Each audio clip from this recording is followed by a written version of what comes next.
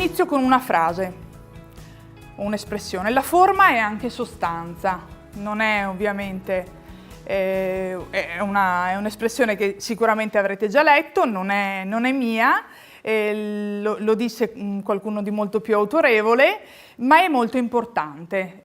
Questo mi ha fatto capire che un'amministrazione, un amministratore che non comprende che la forma è anche sostanza, non comprende l'importanza di un metodo nel proprio lavoro. E appunto la prima cosa che ho notato è la completa assenza di metodo.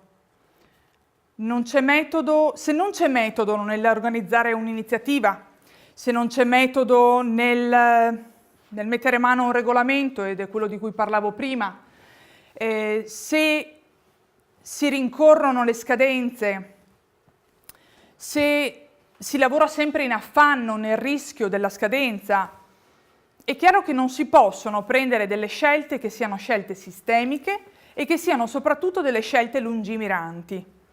Questo è il primo aspetto, a mio parere, negativo che ho visto, che ho potuto riscontrare in questo attuale modo di gestire il Comune di Fiume Veneto.